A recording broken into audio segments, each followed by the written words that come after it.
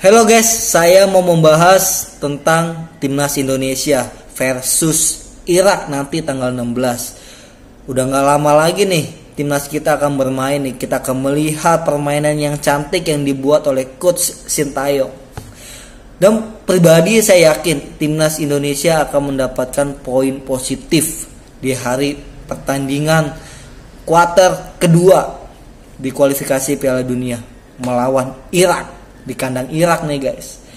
Yuk kita bahas yuk kekuatan dan skemanya, formasi apa sih yang mungkin diterapkan oleh Coach Sintayong. Di sini saya mencatat ada dua formasi yang mungkin akan diturunkan dan dilakukan oleh Coach Sintayong. Yang pertama itu 4-4-2. Kalau menurut saya nih ya, kemungkinan besar yang menjadi target man itu adalah Dimas Drajat dan Rafael Sturridge. Dimas Drajat akan ditempatkan di sebelah kiri dan Rafael Sturridge akan di sebelah kanan.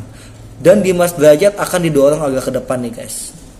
Kemungkinan di sebelah kiri, sayap kiri akan ditempatkan oleh Sadil Ramdhani.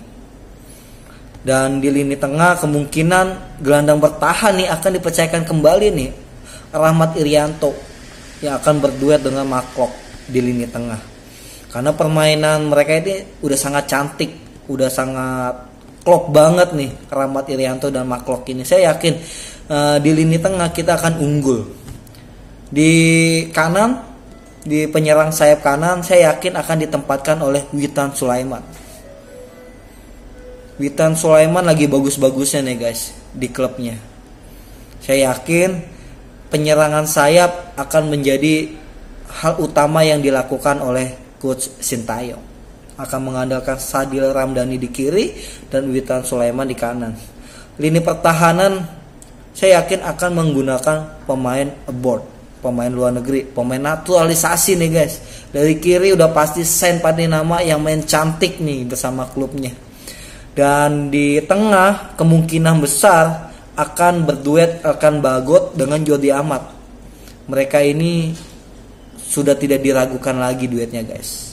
Dan sebelah kanan Sandy Walsh akan menjadi pemain utama yang akan ditampilkan di babak pertama nih. Karena ini pertandingan penting, dibutuhkan pemain-pemain yang berkualitas. Dan lini belakang adalah kelas Eropa semua nih guys. Kemungkinan besar akan dipasang sebelah kiri ada Saint Patinama, sebelah kanan ada Sandy Walsh.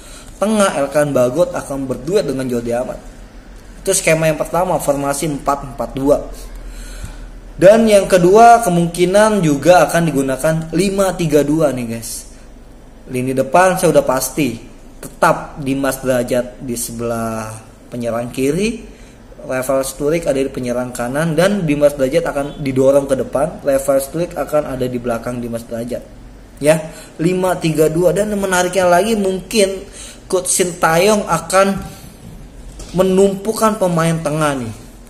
Akan ada 5 gelandang yang akan dipasang oleh Coach Sintayong. Tetap di kiri masih dipercayakan Sadil Ramdhani.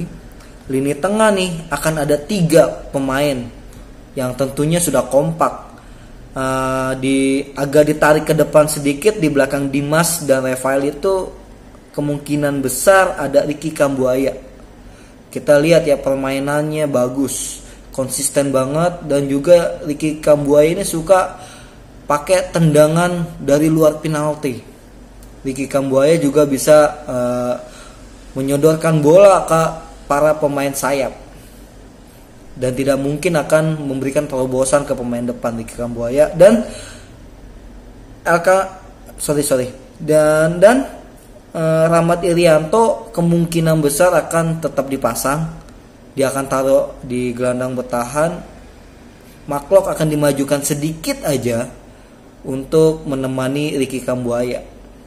3 gelandang ini akan bermain bergantian. Kemungkinan bisa jadi Maklok akan ada di depan dan Ricky Kambuaya bersama Rahmat Irianto akan menjadi gelandang bertahan. Ini bisa ditukar mereka. Permainan mereka itu udah sangat cantik. Saya yakin pemain gelandang tengah ini akan solid banget. Di sayap kanan tetap Witan Sulaiman menjadi prioritas menurut saya ya oleh Coach Sintayong. Dan di belakang tetap mengandalkan pemain keturunan karena ini kualifikasi Piala Dunia guys. Ini adalah putaran kedua nih, dan patokan Sintayong Indonesia bisa lolos sampai ke putaran ketiga kualifikasi Piala Dunia. Tentu dibutuhkan pemain-pemain yang berkualitas, yaitu adalah pemain Eropa. Tetap Sen Patinama di kiri dan tetap Sandy Walsh akan ada di kanan. Elkan Bagot, Jordi Amat akan ada di tengah. Dan kemungkinan di babak kedua baru terjadi di menit ke-70 ada rotasi permainan ya. Kemungkinan Sandy Walsh akan digantikan oleh Asnawi di babak kedua menit ke-70. Dan kemungkinan juga Sen Patinama akan tetap dipasang nih guys. Ya, karena kita lihat juga Pratama Arhan walaupun dia punya lemparan yang bagus, tapi minim bermain di klubnya Liga Jepang. Apalagi ini bicara tentang kualifikasi Piala Dunia, bukan Piala AFF ya guys. Ini Piala Dunia. Sintayong menargetkan bisa lolos di putaran ketiga dan mungkin juga akan menjadi Raja Asia, itu target Sintayong. Itu menurut saya ya yang akan dipasangkan tanggal 16 nanti oleh Sintayong formasi ini. Dan formasi ini juga bisa Sintayong acak kembali nih. Bisa jadi 4-5-1 dengan pemain yang sama. Dan kemungkinan juga Ramadan Sananta akan dimainkan di babak kedua menggantikan Dimas Derajat, dan Rafael Sturridge bisa ditarik menjadikan Dendi Sulistiawan. Kemungkinan besar seperti itu. Itu aja guys. Yuk kita menantikan sama-sama, kita nonton ya. Skema apa, formasi apa yang akan dibuat oleh Coach Sintayong, dan saya yakin akan ada permainan yang sangat cantik yang dibuat oleh Sintayong, dan saya yakin Indonesia akan mendapatkan poin positif. Saya yakin juga tidak ada yang mustahil, kita bisa menang di kandang Irak. Oke? Sampai ketemu lagi di update Timnas Indonesia. See you.